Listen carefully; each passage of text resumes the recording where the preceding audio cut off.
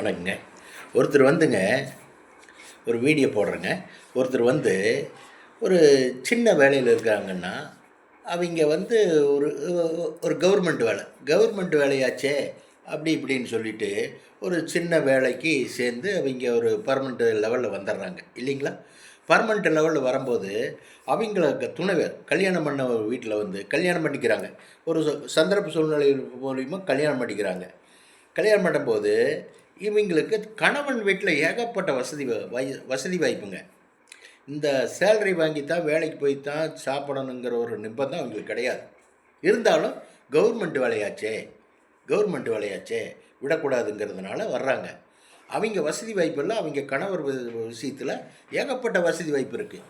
Property, சொத்து, சுகம். அவங்க கணவர் வீட்டில் ஏகப்பட்ட வசதி இருக்குது. கணவர் ஒரு நல்ல உத்தியோகத்துலேருந்து ரிட்டையர்ட் ஆகி அவருக்கும் கொஞ்சம் வசதி வாய்ப்பெல்லாம் இருக்குது. அவர் ஒரு ஜாலியான டைப்பு. நல்லா நல்லா நல்லா வீடு வாசல் கட்டி, நல்லா வீடு கட்டி, ஏசி வாங்கி, எல்லா வசதி நவீன வசதியோடு வாழ்ந்துட்டுருக்காங்க. போகிறது எங்கேயாச்சும் போகணுன்னா ப்ளெயினில் போகிறாங்க, எங்கேயாச்சும் போகிறோன்னா ட்ரெயினில் போகிறாங்க, எங்கேயாச்சும் போகிறோன்னா காஸ்ட்லியான பஸ்ஸில் புக் பண்ணி போகிறாங்க, வர்றாங்க. வேணுங்கிற அளவுக்கு கோல்டு எல்லாமே இருக்குது, வசதி வாய்ப்பு இருக்குது. டெய்லி ஒரு புடவை, ஜாக்கெட் இந்த மாதிரி போட்டு ஆஃபீஸ் போகிறாங்க. என்னங்க, ஆஃபீஸ் போகிறாங்க. வயசாகிட்டால் கூட வெள்ளி கொலுசு காலில் போட்டிருக்காங்க, கழுத்துக்கு செயின் போட்டிருக்காங்க. என்னங்க, இத்தனையும் போட்டு தான் அவங்க ஆஃபீஸுக்கு போகிறாங்களா தவிர, அவங்க கீழே வேலை செய்கிறங்கிற ஒரே காரணத்துக்காக அவங்கள வந்து கண்டதெல்லாம் பேசக்கூடாதுல்ல. நம்ம ஒரு ஆஃபீஸ் இருக்க தரக்குறைவான வார்த்தைகள் பேசுகிறது, பிடிக்கிறது, பண்ணுறது, இந்த மாதிரி எல்லாம் பேசக்கூடாது இல்லைங்க. என்ன வேலை, டீசெண்டாக பேசுகிறேன். பிஹேவிங் வந்து டீசெண்டாக இருக்கணும்னு சொல்ல வர்றேன். டீசெண்டாக பிஹேவிங் பண்ணுங்க.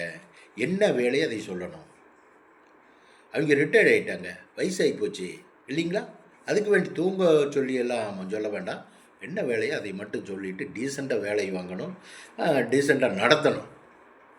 அதை விட்டு போட்டு வேண்டாதெல்லாம் பேசவே கூடாது. ஒரு கம்ப்ளைண்ட் உங்கள் வீட்டை பண்ணுறாங்கன்னு வச்சுங்களேன், இந்த பர்சன் வந்து என்னை வந்து டிஸ்டர்ப் பண்ணுறானுங்க, வேலை செய்யும்போது என்னை வந்து டிஸ்டர்ப் பண்ணுறான், அது இதுன்னு பேசிகிட்டு இருக்கான், இது என்ன ஏதுன்னு கேளுங்கன்னா கூப்பிட்டு கேட்டு அவனை கண்டிக்கணும், சரியானபடி கண்டிக்கணும். ஏன்னு கேட்டால் அவன் ஆண், இது பெண்கிட்ட வந்து வயசானவங்களாக இருந்தாலும் என்ன பேச்சு உனக்கு அவங்ககிட்ட, நீ பேசுகிறதுக்கு வர்ற, உனக்கு 1 மந்த் வேலை இல்லை, கிளம்பு அப்படிங்கிற மாதிரி. அதுதான் ஆஃபீஸு, அதுதான் ஆஃபீஸரு. அவங்ககிட்ட டைரெக்டாக மன்னிப்பு கேளு, இனிமேல் பேச மாட்டேன், இந்த மாதிரி இன்னும் மன்னிப்பு கேளு, இந்த மாதிரியெல்லாம் பேசணுங்க, இந்த மாதிரியெல்லாம் பண்ணணும். அதுதான் கௌரவமான ஆஃபீஸரு, ஒரு டீசெண்டான அந்த போஸ்ட்டுக்கு தான் அந்த நடைமுறைங்க. அதை விட்டு போட்டு நீங்கள் அவனவே சேர்த்தி வச்சு இந்த வயசானவங்களை போய் நீ மேலே அங்கே இங்கே சொல்கிறீன்னா எவ்வளோ ஒரு கீழ்த்தரமான ஆளாக இருப்ப நீ வயசானவ தானே. உன்னை ஒருத்தர் வந்து சேர்த்தி பேசுனா எப்படி இருக்கும் சொல்லு பார்க்கலாம். எத்தனையோ ஆடவன்னு இருக்காங்க, சேர்த்தி பேசலாம் அல்லவா, சேர்த்தி வாய் திறந்து சொல்லலாம் அல்லவா? சொல்லு பார்க்கலாம்.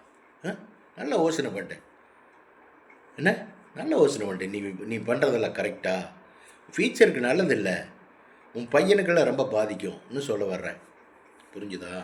பையனுக்கு பாதிக்கும், நீ பாவத்தை சேர்த்தாத. உங்கள் அம்மா உங்கள் அப்பா செஞ்ச பாவம் தான் நீ இந்த அளவுக்கு இருக்கிற. என்ன, நீ பண்ணுற பாவத்தை உன் பையனுக்கு சாடும். என்ன தான் படித்தால் பணம் வந்து பிரயோஜனம் இல்லை. சேலரி 3 லட்சம் 4 லட்சம் வாங்கி பிரயோஜனம் இல்லை. வீடு நிறைய பணம் இருந்து பிரயோஜனம் இல்லை. நிம்மதி வேணும், கரெக்டான வாழ்க்கை அமையணும், சந்தோஷம் இருக்கணும். அதில் தான் சந்தோஷம். பணங்காசுலையில் சந்தோஷமே கிடையாது. புரிஞ்சுதா? பார்த்து கொஞ்சம் டீசெண்டாக இருக்க கற்றுக்க. நீ என்ன ரிட்டையர்டாக போகிற, உனக்கு அடுத்த வருஷம் ரிட்டையர்டு, நீ என்னத்தை டீசெண்டாக இருந்து என்ன போகிற? முதுமை காலத்தில் தான் அன்பாக இருக்கணும் கணவன் மனைவி. என்ன, அவங்க அன்பாக இருக்காங்க, பாசமாக இருக்காங்க, பற்றுதாக இருக்காங்க.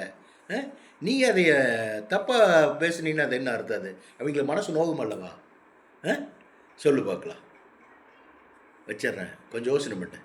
ஓகே, பாய்.